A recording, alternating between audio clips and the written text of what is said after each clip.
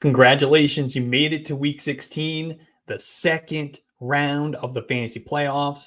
Let's take a look at the players with the best and worst matchups for week 16, starting with quarterbacks. The elite matchups for week 16 for the quarterback position: Aiden O'Connell against the Jaguars, Cooper Rush against the Buccaneers. The good matchups are Dorian Thompson-Robinson versus the Bengals, Baker Mayfield against the Cowboys, Kyler Murray against the Panthers, Drew Lock against the Falcons. Obviously, we're not playing Aiden O'Connell outside of the deepest of leagues. And we're probably not playing Cooper Rush either, though he is a little interesting in deeper formats. They've let him throw in volume in a few of his starts, and the matchup against the Buccaneers is phenomenal. Dorian Thompson-Robinson, on the other hand, he is absolutely off the board, off the radar. He's a stay away. He's going to pull that entire offense down. R.I.P. Jerry Jeudy. R.I.P. David Njoku. But we are going to keep riding Baker Mayfield. Ride him. Great matchup. He's throwing the ball at a high level, throwing with confidence. He's got playmakers. Keep riding Baker Mayfield. And Kyler Murray, he remains a back-end QB1 for this week. The best matchups for running backs, the elite matchups, are James Conner against the Panthers, Ramondre Stevenson against the Bills, and Alexander Mattison against the Jaguars. The good matchups are Bijan Robinson against the Giants, Chuba Hubbard against the Cardinals, Jahmyr Gibbs, who has the Bears, and Tank Bigsby and Travis Etienne, they get the Raiders. James Conner is the smash start of the week. He could absolutely finish as the RB1 overall against the Panthers. The Panthers are routinely torched by running backs, and James Conner is the focal point of the Cardinals offense right now. We can also play Ramondre Stevenson. I think he's going to be a top 24, top 25 running back against the Bills. And I would have wanted to start Sincere McCormick if he was healthy, but now it's going to be Alexander Mattison, who is more of a fringy play despite the matchup. Not really feeling great about plugging in Alexander Mattison, but if you need that type of a running back, you need a deep play, he does have a good matchup. Bijan Robinson, Jahmyr Gibbs, Chuba Hubbard, they're all going to smash a week 16. They're going to get a ton of touches, both in the run game and as receivers. They're all top 7 plays this week at the running back position. For wide receivers, the elite matchups are Jackson Smith-Njigba and DK Metcalf against the Vikings, Malik Neighbors against the the Falcons, the Jacoby Myers against the Jaguars, Calvin Austin, or George Pickens, if George Pickens plays, against the Ravens. And then some other good matchups are CeeDee Lamb against the Buccaneers and Jerry Jeudy against the Bengals. Jackson Smith-Njigba, he is a league winner, but don't be surprised if we get a DK Metcalf blow-up game this week in the semifinals. Obviously, all of this is contingent on Geno Smith playing. If he doesn't play, if it's Sam Howell, I'm not feeling so great about it, but hopefully Geno Smith will be out there and we can take advantage of this matchup against the Vikings for both Metcalf and JSN. Malik Neighbors is going to continue to be a target hog. Start him as a volume-driven wide receiver 2. Great matchup this week for him. I love Jacoby Myers against the Jaguars, and it does sound like we're going to get Aiden O'Connell back at quarterback. Myers could crack the top 15 if that's the case. And if George Pickens sits again, I do like Calvin Austin as a sneaky sleeper. He didn't do anything against the Ravens in the first matchup, but he had a 23% target share in week 15, and he has shown he can pop off for a big play at any time. Deep, sneaky sleeper Calvin Austin. And of course, if George Pickens does end up playing, which I honestly don't expect is going to happen, but if he does, wheels all the way up. It's a fantastic matchup against the Ravens. CeeDee Lamb is an easy play for week 16. Volume plus matchup should equal a top 5 week for him. Jerry Jeudy. Oh, Jerry Jeudy. I hate the move to Dorian Thompson-Robinson at quarterback. Jerry Jeudy has done so well with Jameis Winston, but the volume and the big plays are just going to be completely gone from that offense with DTR back there. Honestly, I don't think we can trust Jerry Jeudy as anything more than like a wide receiver 3 or a flex play, despite the great matchup against the Bengals. In case in point, when the Browns saw the Bengals earlier in the season, it was the Deshaun Watson injury game. Dorian Thompson-Robinson came in relief. He threw about 24, 25 passes in that game. Jerry Jeudy finished that game with 1 catch for 18 yards, despite Watson, DTR, and Jameis Winston at the end combining for 52 pass attempts in that game. Now, I know a lot has changed since then, but I don't trust it. On to tight end. The elite matchups for tight ends this week: Chigga Okonkwo against the Colts, David Njoku against the Bengals, Trey McBride against the Panthers, and then some other good matchups are Brenton Strange against the Raiders, Dalton Schultz against the Chiefs, Jake Ferguson gets the Buccaneers, and Brock Bowers gets the Jaguars. Chigga Okonkwo, he is a fun streamer in Week 16. He has 20 targets over the last 3 weeks, including 10 in Week 15. And the Colts have been an easy matchup for the tight end position. He's a sneaky play, even with Mason Rudolph. I don't think it really matters who's at quarterback in that offense. Whether it's Rudolph, whether it's Levis, it's going to be Rudolph. But we pretty much get essentially the same production from the other elements of the offense, no matter who's out there in that offense. David Njoku has a great matchup if he plays, but I have the same concerns with him as I do with Jerry Jeudy, though I am more likely to trust David Njoku than Jerry Jeudy in this game. Against the Bengals last time, David Njoku caught 10 of 14 targets, 76 yards, and a touchdown. He did score as the overall tight end 1 against the Bengals earlier this season. We'll see if he plays. We'll see what happens with DTR. I still think David Njoku is a top 10 tight end for Week 16. However, he probably would have been a top 5 guy, top even 3 or 4 guy if Jameis had been out there. And this is the week. This is the week that Trey McBride finally gets that elusive touchdown.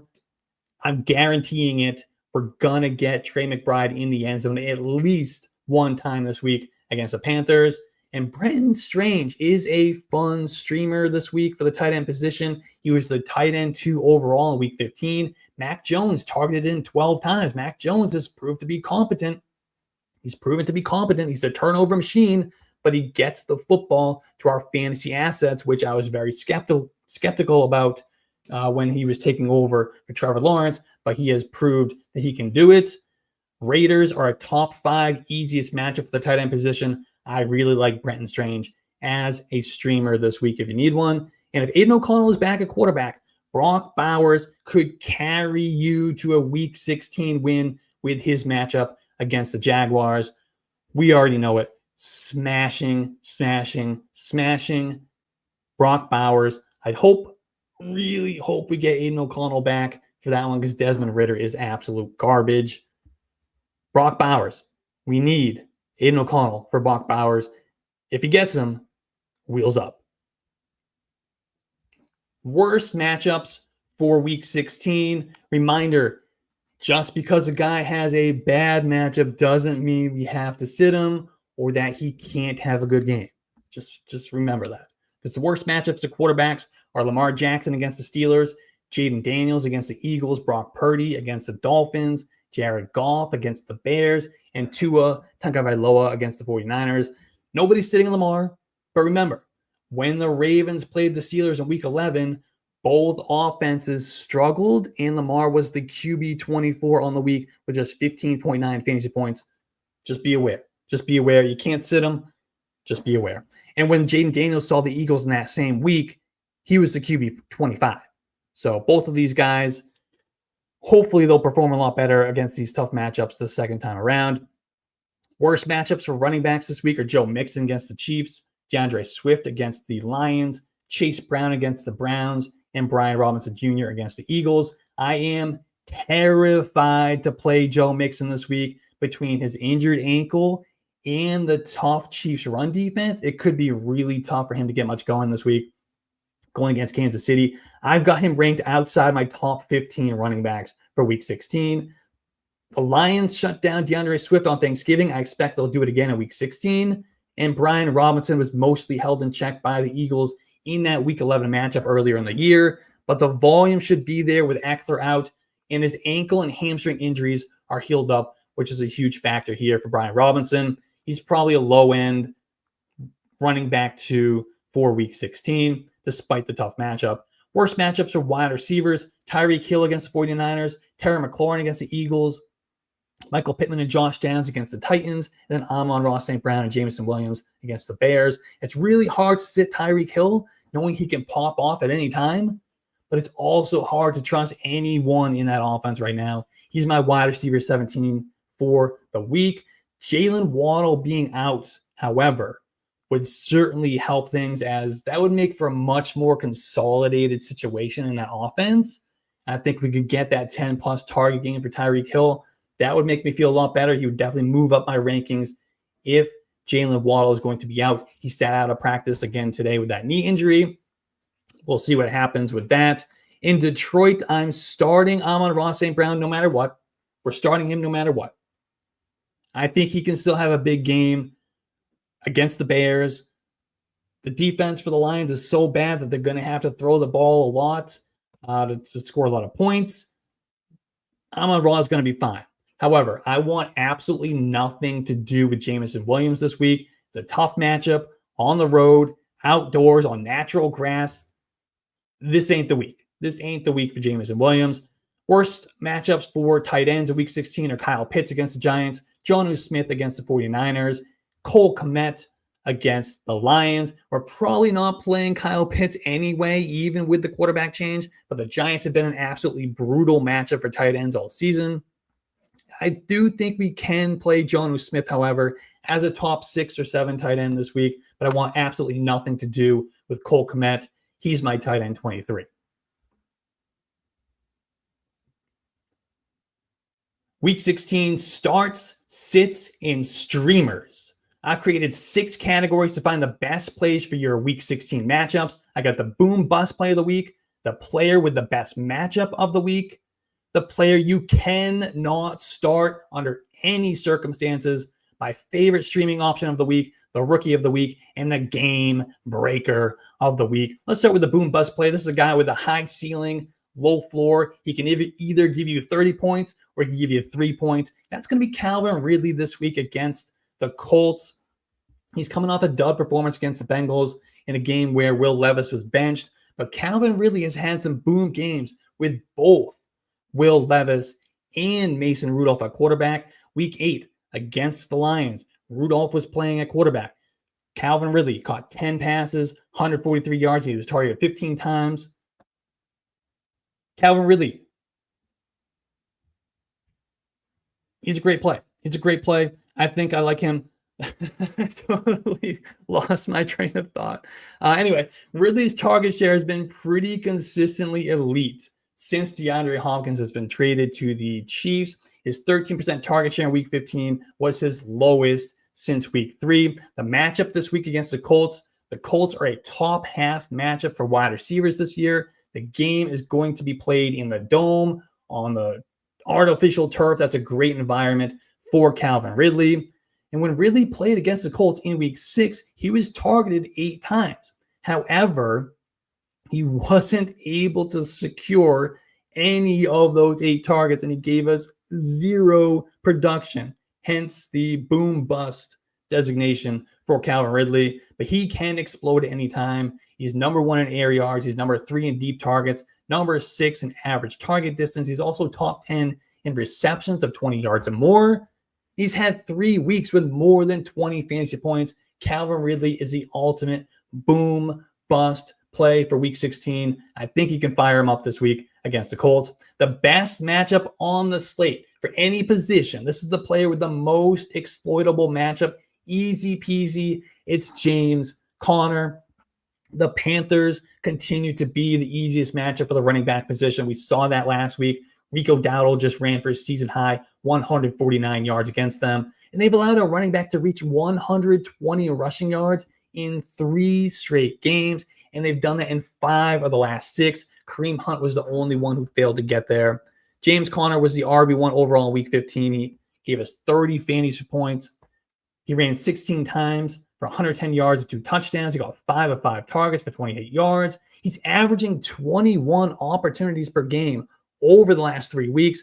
That's turned out to be 21.4 fantasy points per game over that stretch as the RB2. And now he's got Amari DiMercado on IR. Trey Benson could be out with an ankle injury as well, which could be even more reason to not take James Conner off the field. The Cardinals are going to lean on James Conner in this game. They should get out to a lead against the Panthers. Garbage time. They're going to want to grind the clock, run the football, fire up James Conner. He is the start of the week. He could end up being the RB1 overall when things are all said and done for week 16. The must-sit player, this is the guy you cannot put in your lineup no matter what. That is Jameson Williams against the Bears. Jameson Williams has been a boom-bust play all season long. Mostly bust, but some boom. But he hasn't scored inside the top 24 wide receivers since week 11. Before that, it was all the way back in week 6, the last time he finished as a top 24 wide receiver. Now he has a matchup against the Bears, who are one of the 3 or 4 toughest matchups for wide receivers this year. And when the Lions played the Bears back in week 13 on Thanksgiving, Jameson Williams caught 5 of 7 targets, but that was only for 28 receiving yards. He was just 9.6 fantasy points. He was the wide receiver 43 on the week. That was his lowest yardage total since week 7 and his fewest fantasy points since week 10. But not only are the Bears a tough matchup on their own, but this game is going to be played outdoors in the elements in Chicago on natural grass. Jameson Williams won't have the benefit of that perfect conditions on a track field for this game. Jameson Williams has not played a single game outside all season. He was suspended. Remember, he was suspended for that week 9 game against the Packers in the snow and the elements. He wasn't there for that one. And he totaled 53 yards in 4 games played outside last season.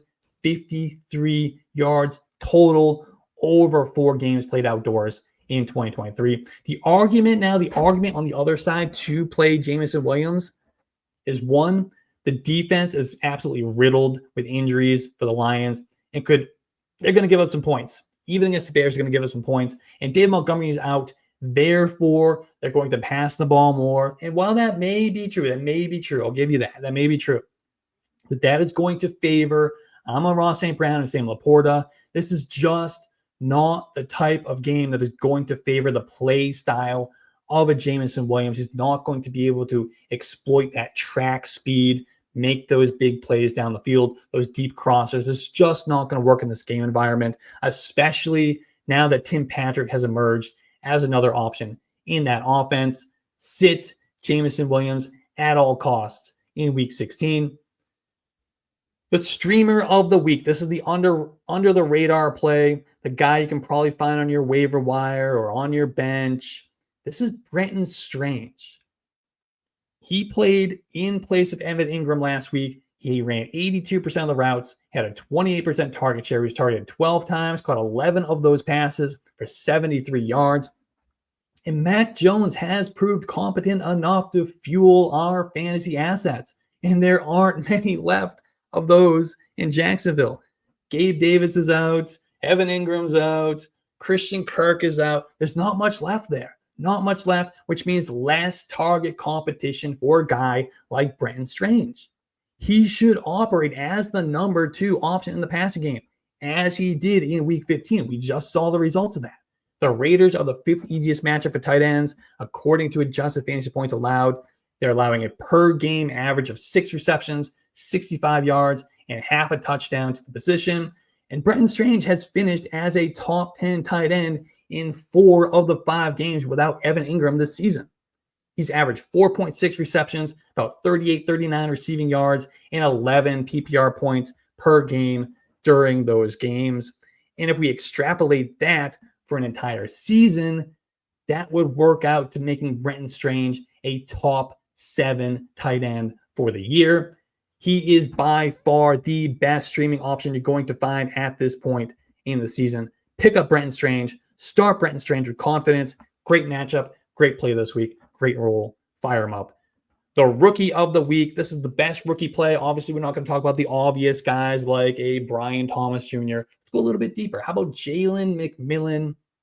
He has scored as the wide receiver 9 and the wide receiver 18 over the last 2 weeks, combining for 9 catches on 13 targets, 134 receiving yards, 3 touchdowns, and more than 40 fantasy points in PPR scoring.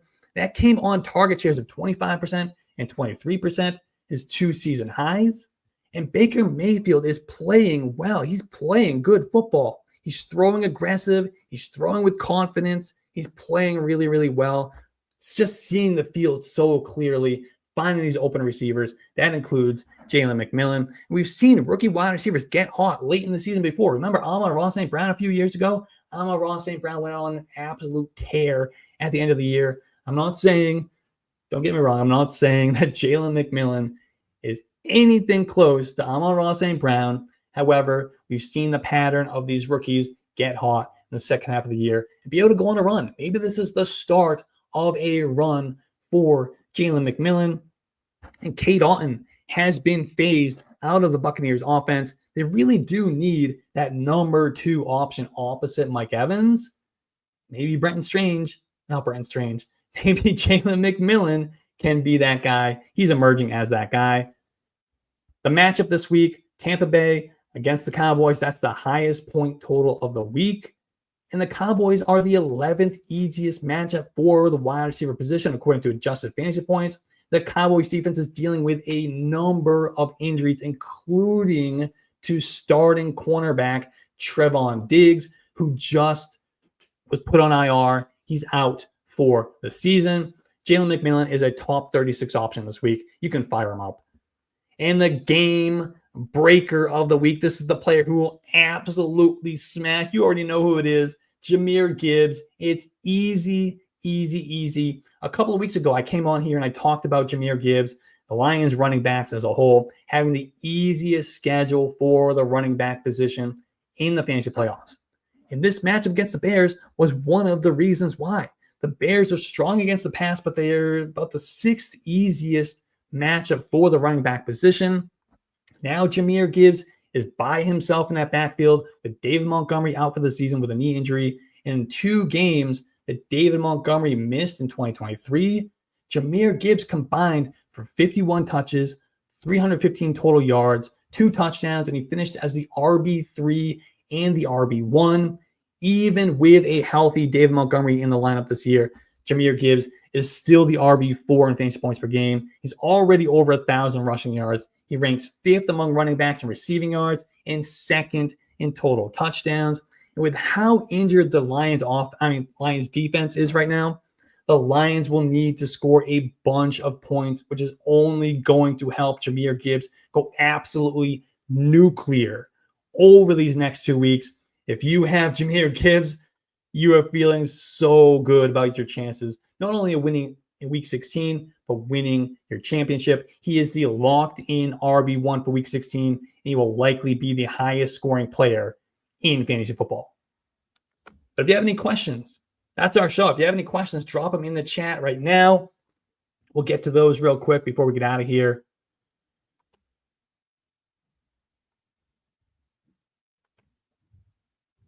How about from Rudy? Jordan Love versus depleted Saints, expected snow. Ooh. And run heavy game script for Jacobs for Stafford, who's struggling against the Jets defense. Ooh.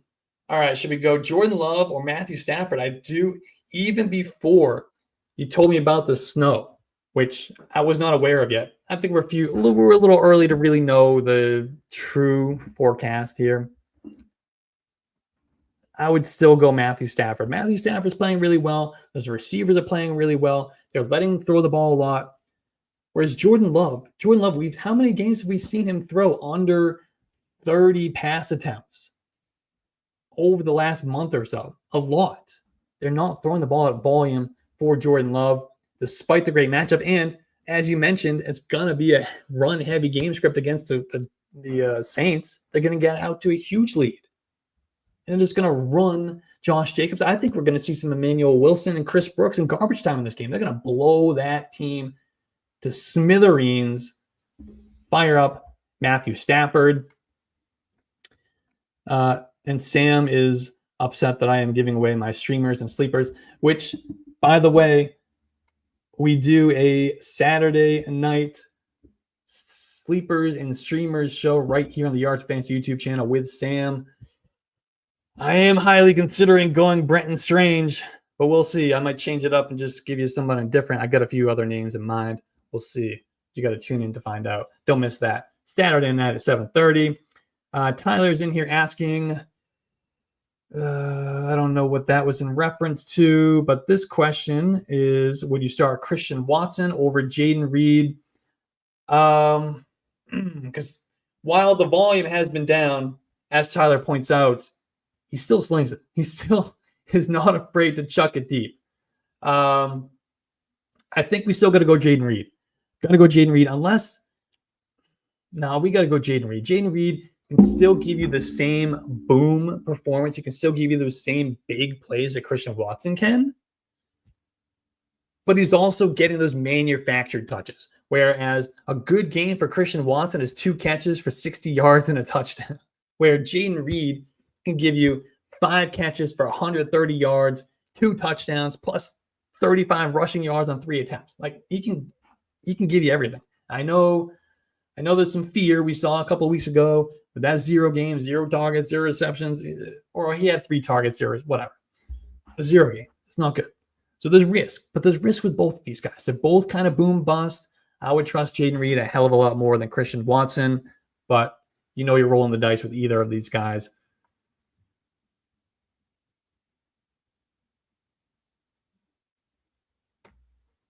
How about Jerry Jeudy or Jalen McMillan? Ooh. Oh, this is so sad. This is really, really sad. It's really sad. Because Jerry Jeudy was absolutely smashing with Jameis Winston. The volume is just going to come all the way down. The efficiency in the offense is going to come all the way down. Sure, DTR might not throw 3 picks. But that's because he's not going to throw 30 passes. He's going to throw 25 passes. He's going to take some pass attempts out of the offense by running the ball. And just the efficiency of the overall offense is going to be way, way down. It's going to be brutal. I just think the ceiling comes so far crashing down for Jerry Jeudy. I do believe I have Jerry Jeudy still ranked ahead of Jalen McMillan this week, but it's really, really close at this point. I think I would trust McMillan more, to be honest with you. I think the median outcome is probably gives you Jerry Jeudy, but the boom outcome, the ceiling is, I think it's higher for Jalen McMillan at this point. Thoughts on Jerome Ford, Tyrone Tracy, Isaiah Pacheco? This is just another depressing question. Another one, because I think I do have this actual lineup decision I'm going to have to make this week between Ford and Pacheco. Right now, I have Ford in there, but I'm concerned because the Texans are they're a good defense. I think that game's going to be kind of ugly, especially if Patrick Mahomes is the quarterback. I mean, not the quarterback, if Carson Wentz is the quarterback. But I thought last week we'd finally get the seal broken for Isaiah Pacheco, and he'd get much more closer to the usual Pacheco role that we're used to.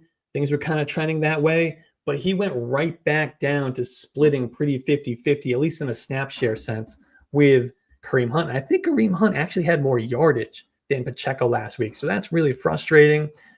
I think we got to go Jerome Ford.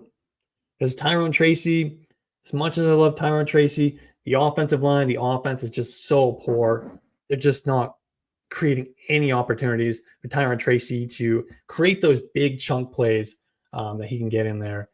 While I do expect Patrick Mahomes to play, I think we have to go Jerome Ford.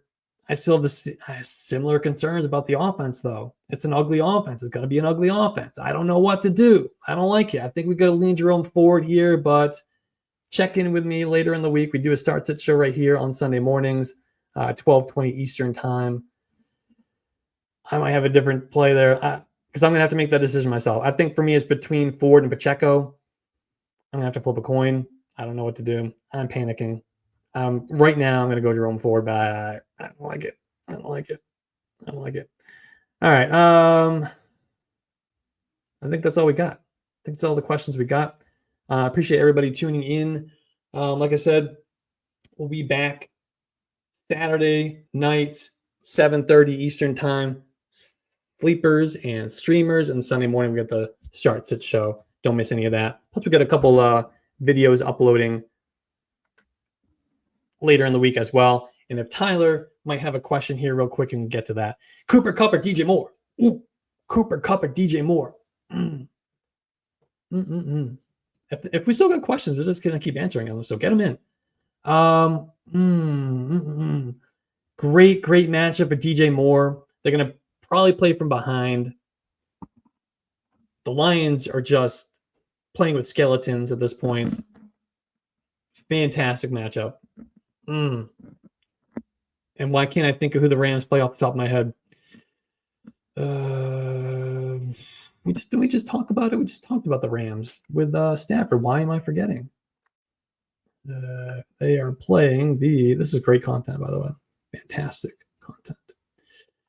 They are playing the Jets. Oh, yeah, the Jets. Which the Jets have a good defense, but they really don't because the defense has just been terrible.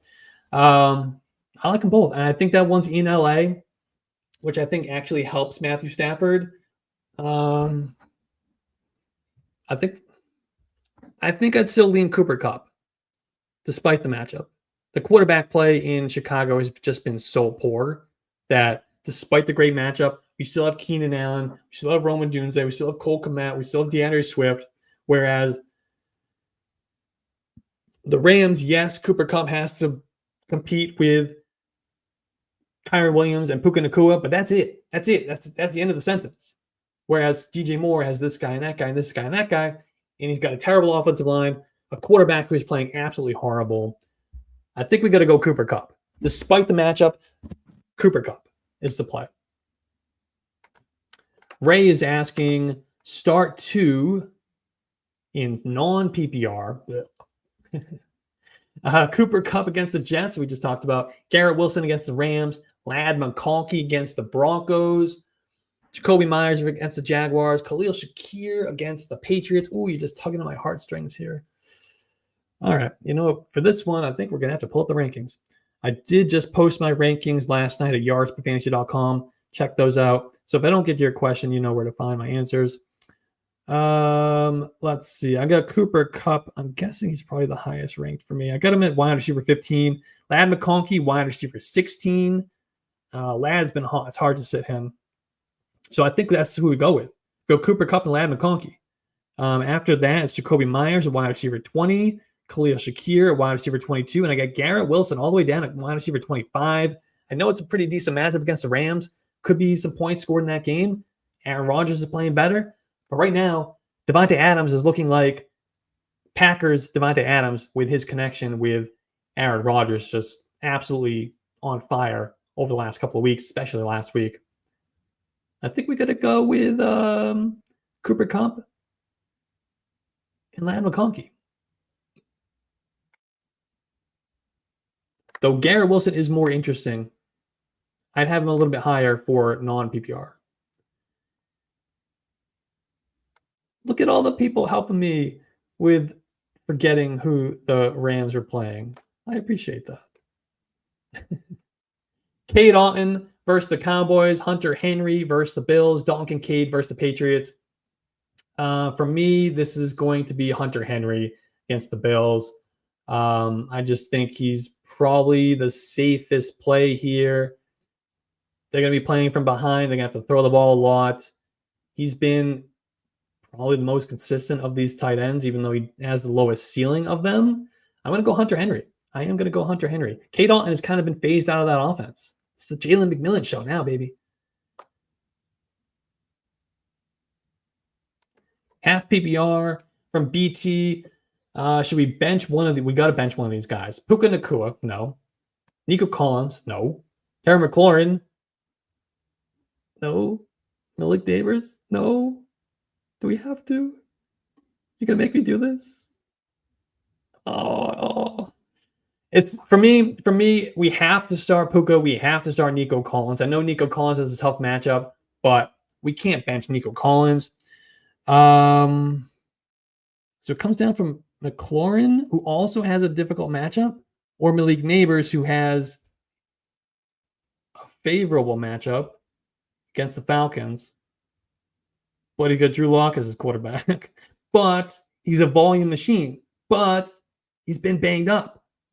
All right. Looking at my rankings for this one between those two guys, I have Sherry McLaurin. I have him pretty high. Wide receiver 12, despite the matchup. I might pull him down a few spots, but either way, I got him still a couple of spots ahead of Malik Neighbors, who I have as my wide receiver 18. If you need a floor,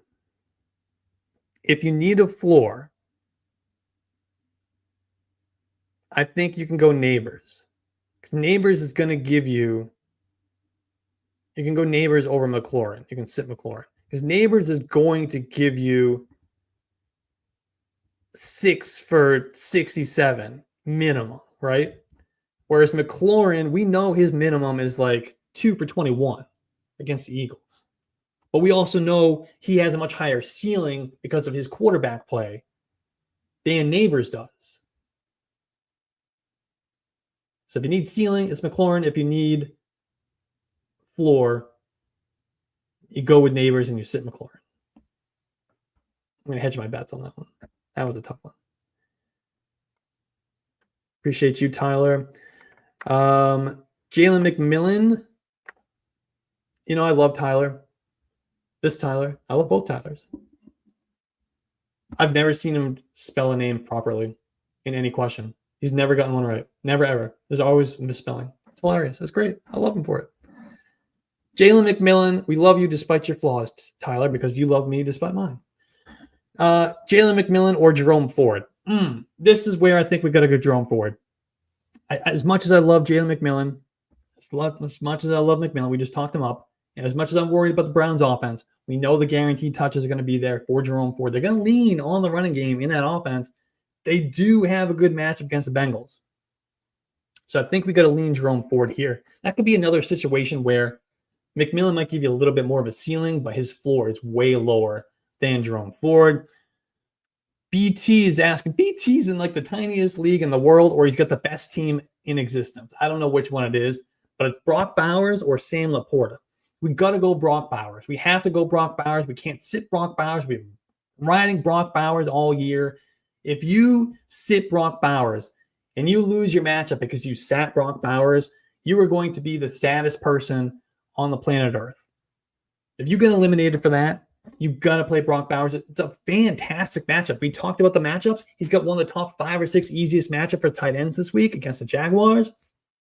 Pray for Aiden O'Connell. Pray for Aiden O'Connell. If you get Aiden O'Connell, it's a no-brainer. Now, with that said, I do like Sam Laporta. And I think this is probably the highest I've ranked Sam Laporta since like week 1. I think I have him as a top 5 tight end this week. I'm pulling it up right now. Sam Laporta is my tight end 4 on the week, but Brock Bowers is my tight end 2. We got to go with Brock Bowers. If you can find a way to get both of them in there. Patrick is asking Marvin Harrison Jr. or Jalen McMillan. The only reason I'm even tempted to say Marvin Harrison Jr. in this game is because they're playing the Panthers. They're playing the Panthers. It's a great matchup. But Marvin Harrison Jr. has given us, a handful of boom weeks, and then it's just been under 10 points the rest of them. I think I have Harrison ranked ahead, but barely. Let me pull this one up too. This one's another really close one. Ooh, I have them back to back. I got them back to back. Marvin Harrison Jr. as my wide receiver 34, Jalen McMillan as my wide receiver 35. I've already been tinkering with my rankings just moving up incrementally, moving up. Jalen McMillan, a little bit more, a little bit more, a little bit more. By the time we get to Sunday, I'm probably going to say Jalen McMillan. Let's just do it now. Rip off the Band-Aid. Go Jalen McMillan. Now, I do think Marvin Harrison Jr. has a much better chance of giving you like 140 yards and 2 touchdowns, but he also has a bigger chance of giving you 1 catch for 18 yards. Do that with whatever you wish to do with that.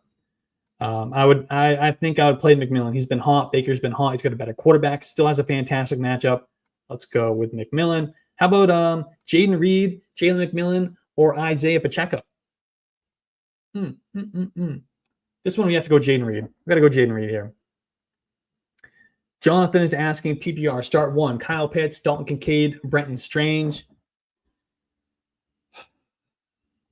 Not Kyle Pitts. Anybody but Kyle Pitts. And you know what? I don't think I'm going to play Dalton Kincaid either. We talked about Brenton Strange earlier in the show. If you missed it, go back. We're pumped up to play Brenton Strange. Mac Jones is playing well. He's got a fantastic matchup. I talked about him as the streamer of the week. We're going to fire up Brenton Strange. As strange as it might seem, we're going to do it. We're going to do it. Tyler is asking Sam Darnold or Big Dog Bo Nix. I think at this point we probably can't sit Sam Darnold, unfortunately. As much as I love to play Bo Nix, I still think Bo Nix has a chance to be a league winner over these next 2 weeks. Last week was a down week for him, though. Sam Darnold's been hot. I do have Darnold ranked as my QB 7. Bo Nix is my QB 9. If Geno Smith is out, that might change things, because that game environment will change. If Geno Smith plays, there's going to be a pretty decent number of points scored in Seahawks-Vikings. If it's Sam Howell on the other side, this could be more of an Aaron Jones game. I could change my mind. But as things stand now, I'm going to go with Sam Darnold. Jackson is struggling with his quarterback situation this week. Should we go with Patrick Mahomes on an injured ankle, but likely to play? I can't believe it. Aaron Rodgers, who quietly been kind of hot lately, or Drake May, who gives you that rushing floor, but not a ton of upside just because the offense, the weapons are so bad. Ooh. All right. So for quarterback, I have Drake May as my QB 17. I got Patrick Mahomes as my QB 19, and I do have Rodgers outside the top 20 as my QB 22. I think we go Drake May. I really do. I think we go Drake May against the Bills. They're going to be playing from behind. Lots of points scored, at least on the other side of that game, which I like quarterbacks. I like quarterbacks who are playing against another good offense. And that's what the Patriots are going to get this week. So I think we're going to get a lot of scrambling, a lot of passing, a lot of opportunities for Drake May to score fantasy points. Fire him up, baby. Fire him up. Trust the rookie. Trust the rookie in the semifinals. That's what I'm doing. That Vietnamese guy is asking Calvin Ridley or Josh Downs. Calvin Ridley. It's got to be Calvin Ridley. We talked about Calvin Ridley earlier. He's boom bust. He's got a good, solid matchup against the Colts. I believe it's in Indy. It is in Indy. In the dome, on the track field. I know he's got Mason Rudolph, but what's the difference? What's the difference? And we talked about earlier when we talked about Calvin Ridley that Calvin Ridley had a 10-catch, 143-yard game with Mason Rudolph at quarterback earlier in the year. This might be better. He's boom bust, but Josh Downs is as well. And it's been a while since we've gotten a boom from Josh Downs. Anthony Richardson is just playing that bad. Bad quarterback. It's bad quarterback. I said it. I know Sam is probably still in the comments. He's going to roast me for talking up Anthony Richardson so much earlier in the year. Waving the white flag, bad quarterback. We're going to play Calvin Ridley. Patrick didn't get the memo. No more Will Levis. It's Mason Rudolph season.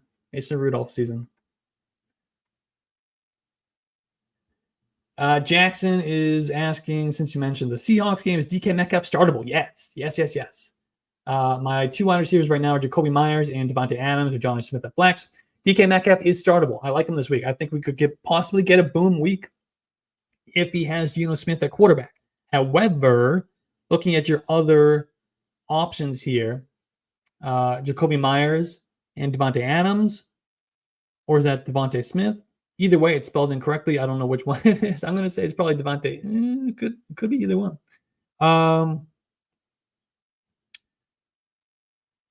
Either way, I still have DK Metcalf ranked as my wide receiver 31, which is pretty low.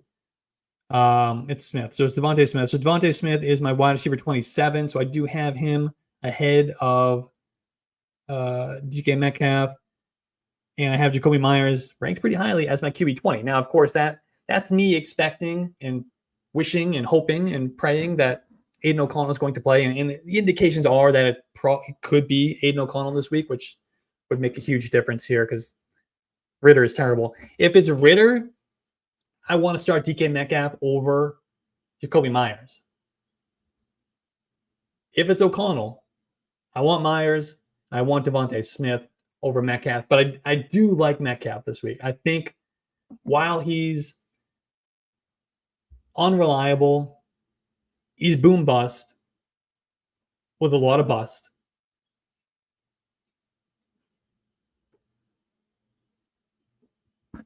I think there's a chance for boom this week against the Vikings. I do. If Geno Smith is playing, which I think he will. But we'll have to wait and see. All right. I think we reached the end. I said this half hour ago, but you guys just kept giving me questions, which was fantastic. I appreciate all of you. Don't forget, tune in Saturday night, sleepers and streamers, Sunday morning, start sit show. Check out everything we're doing at yardfantasy.com. We are killing it. Look at our rankings, other videos, articles, podcasts. You know the deal. yardfantasy.com. Thanks, guys.